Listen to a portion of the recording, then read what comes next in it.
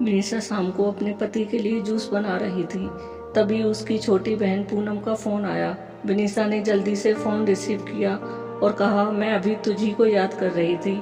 तुझे आम का जूस पसंद है ना, इसलिए जब भी बनाती हूँ हमेशा तेरी याद आ जाती है। पर विनीसा की बहन पूनम बिल्कुल खामोश थी।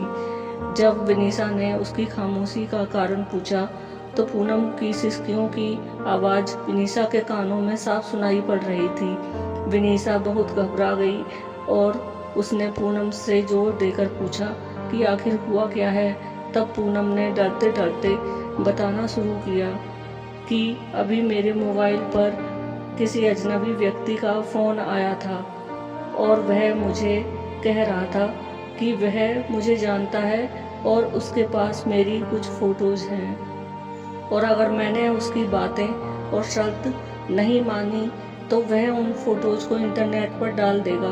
तब विनीसा ने पूनम से कहा, पूनम ऐसे ही कोई गलत नंबर होगा, कोई सिरफिरा ऐसे ही तेरे मज़े ले रहा होगा, तू डर मत, कुछ नहीं होगा ऐसा वैसा। तब पूनम ने घबराते हुए कहा, दीदी मुझे उस इंसान से डर नहीं लग रहा, पर मुझे उसकी बातों से बहुत डर लग रहा है।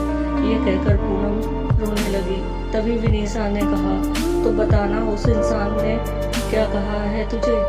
तब पूनम बोली, उसने मुझसे कहा है कि अगर वह मेरी फ़ोटोज़ इंटरनेट पर नहीं डाले तो मुझे उसकी सारी मांगें पूरी करनी होंगी। उसने कहा है कि आज रात वह मेरे घर पर आएगा।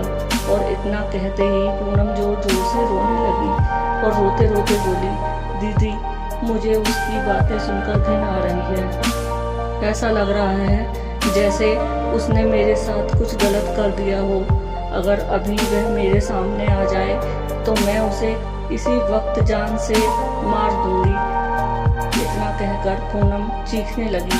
तभी विनीसा ने पूनम से कहा, अरे पूनम तू संभाल अपने आप को और मुझे उस घिनौने इंसान के नंबर भेज, मैं उसे अभी मज़ा चखाती हूँ। यह कहकर विनीसा ने फ़ोन काट दिया। पूनम ने उस बदमाश के नंबर और उसके बीच हुई बात की रिकॉर्डिंग विनीसा को भेज दी। जब विनीसा ने वह रिकॉर्डिंग अपने पति को सुनाई तो दोनों के होश उड़ गए। विनीसा और पूनम दो बहनें हैं। उनकी मम्मी का अभी 3 साल पहले ही देहांत हो चुका है और विनीसा की शादी अभी 1 साल पहले ही हुई थी। घर में बस अब उसके पापा और पूनम ही हैं।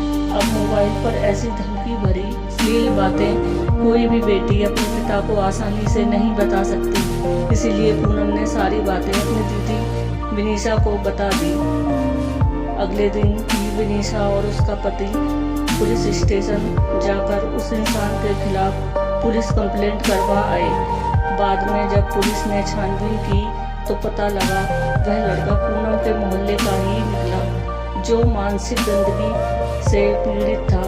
उसकी सोच और उसके विचार हर एक लड़की के प्रति घिनौनी नज़र रखते थे। उसे पता था कि पूनम की मम्मी का देहांत हो चुका है और वह दिन भर घर पर अकेली रहती है और वह उसका फ़ायदा उठा सकता है। और वह लड़का अपनी बुरी नज़रों और घटिया बातों से पूनम की आत्मा के साथ खिलवाड़ कर रहा था। पर बाद में जब उसे पुलिस ने पकड़ लिया तो उसे जेल की सलाखों के पीछे जाना पड़ा। आज भी हमारे समाज में उस जैसे मानसिक रोगी बैठे हैं जो हजारों लड़कियों की आत्मा के साथ खिलवाड़ कर रहे हैं। इनमें से कुछ लड़कियां तो मजबूत होती हैं जो ऐसे रोगियों को अच्छा सबक सिखाती हैं और कुछ लड़कियां उनसे डर जाती हैं और उनकी मांगों को पूरा करते करते उनकी घिनौनी नज़रों का शिकार बनती हैं। पर आज समय आ गया है कि ऐसे मानसिक रोगियों को हम लड़कियां ही सबक सिखा सकती हैं। इसलिए लड़कियों को उनसे डरने की बजाय उनका डटकर सामना करना चाहिए। दोस्तों, आपको हमारी कहानियाँ पसंद आएँ तो कमेंट बॉक्स में ज़रूर बताइएगा। धन्यवाद।